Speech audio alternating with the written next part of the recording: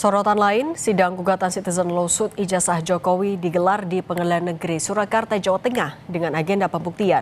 Kuasa hukum Jokowi tengah memikirkan opsi pinjam barang bukti apabila di persidangan diminta menunjukkan ijazah asli Jokowi.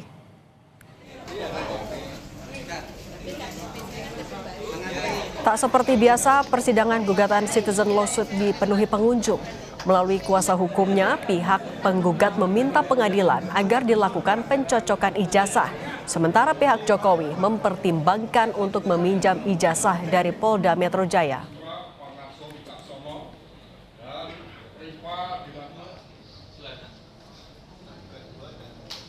Ketika pada proses pemeriksaan kami menghadirkan saksi seperti Adinda Rismonsyah Nipar, Mas Roy Suryo, dan Bu Dr. Tifa, dia tidak hanya datang sekali. Ketika lawan membuktikan ijazah, saya minta mereka boleh lagi hadir.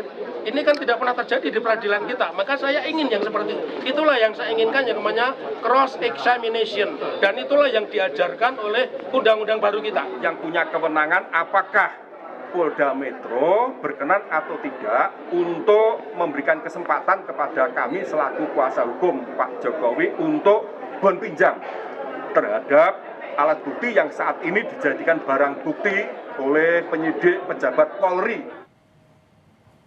Merasa perlu ada uji lab for pembanding, Roy Suryo CS mengajukan permohonan uji laboratorium forensik independen terhadap ijazah Presiden ke-7 Republik Indonesia, Joko Widodo, kepada penyidik Polda Metro Jaya. Sementara kubu Jokowi yakin hasilnya akan tetap sama dengan lab for Mabes Polri. Karena begini, jadi yang pertama adalah BRIN, Badan Riset dan Inovasi Nasional. Yang kedua, Laboratorium Forensik Universitas Indonesia.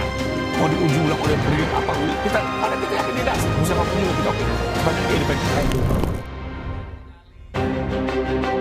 Kubu tersangka klaster kedua, kasus fitnah ijazah palsu Jokowi yakni Roy Suryo, Rismon, dan Dr. Tifa kembali memaparkan kecurigaan mereka atas ijazah Jokowi yang diperlihatkan dalam gelar perkara khusus di Polda Metro Jaya. Roy bahkan meyakini emboss dan watermark UGM tidak nampak jelas di ijazah. Sementara warna pas foto Jokowi juga nampak bukan kualitas cetakan tahun 85 yang menurut Roy sudah pasti mulai pudar. Di map ini, noktah atau kotoran yang ada di sebelah kiri ini tidak terlalu nampak. Kemarin tampak sekali. Saya jadi berpikir, apakah ini barang yang sama? Jangan-jangan ada barang yang lain. Jangan-jangan, sekali lagi. Karena di sini sama sekali nggak ada watermark. Sama sekali nggak ada emboss. Fotonya sangat jelas, sangat tajam. Sekali lagi saya pastikan, 99% tidak mungkin foto ini dibuat 40 tahun yang lalu. Tidak mungkin foto sangat kontras ini. Apalagi dulu di Jogja, hanya ada beberapa studio foto profesional yang saya sebutkan dalam tulisan panjang saya. Ada Star, ada Huasin, ada Likong, ada Arta Duta, Joni Yendarta, Heri Gunawan, dan sebagainya. Kita sebagai mahasiswa nggak kuat untuk nyetak di situ. Kita nyetaknya di gerobak-gerobak cetak pinggir jalan dengan lampu Petromak. Itu tahun 85. Iya, dan mahasiswa yang nyetak di sana, biasanya nyetak pas fotonya pada saat itu jadi. Tapi lihat 10 tahun, 20 tahun lagi, pas fotonya hilang, sudah memburam. Namun pemaparan Roy yang diklaim sebagai sebuah penelitian dinilai kuasa hukum Jokowi sebagai dalih untuk menghindari jerat pidana fitnah. Menurutnya, Roy CS mendadak mengaku sebagai peneliti begitu tudingan mereka dipolisikan Jokowi. Yang perlu dicatat, di 31 objek itu tidak ada satu kalimat pun menyatakan dia sedang melakukan penelitian. Tidak ada satu kalimat pun yang menyatakan dia sedang melakukan kegiatan akademis. Sama sekali tidak, boleh cek, publik bisa lihat. Ya.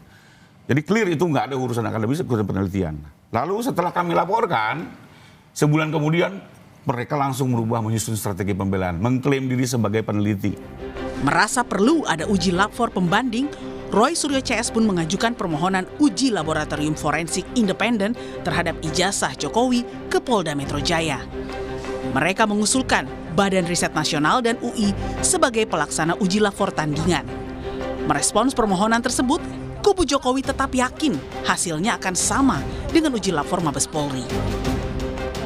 Dalam konteks datang untuk meminta agar diadakan tes laboratorium forensik yang bersifat independen, yang hasilnya itu bisa kredibel, akuntabel, transparan, dan ini bisa dipertanggungjawabkan oleh para pihak, dan tidak ada lagi pihak-pihak yang mengklaim itu tidak mewakili aspirasi begitu. Jadi yang pertama adalah BRIN, Badan Riset dan Inovasi Nasional. Yang kedua, Laboratorium Forensik Universitas Indonesia. Dua pilihan ini bisa diambil oleh penyidik siapa yang akan ditetapkan sebagai institusi untuk melakukan uji lab yang sifatnya independen.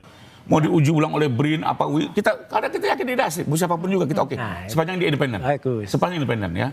Saya nyambung aja lab. Artinya apa? Soal identik tidak identik. Apakah bisa membuktikan palsu tidak palsu? Tidak juga. Ya, itulah makanya. Ini kan suatu pengetahuan dasar dan beliau sepakat. Waktu keluar lapor dari Babes dia bilang itu bukan palsu tidak palsu, itu identik tidak identik. Nah, jadi kembali lagi diuji pun oleh lab lain belum tahu palsu tidak palsu. Karena dia menjawab identik tidak identik. Maka akhirnya apa? Biar di pengadilan semuanya selesai.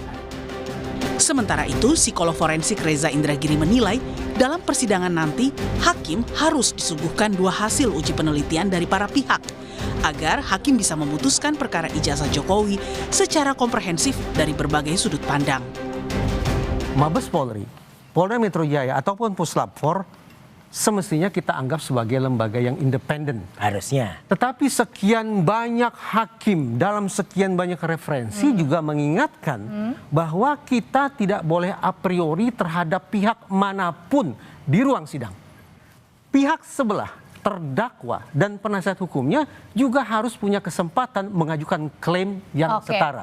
Sampai pada akhirnya di meja majelis hakim tersedia 2 versi kebenaran saintifik. Versi terdakwa dan versi jaksa penuntut umum. Biarkan hakim yang pada akhirnya membuat putusan. Sebelumnya saat dikunjungi relawannya pada Jumat lalu, Jokowi mengaku siap memaafkan beberapa terlapor pencemaran nama baik kecuali 3 orang, yakni Roy Suryo, Rismon Sianipar, dan Dr. Tifa. Tim Liputan Kompas TV.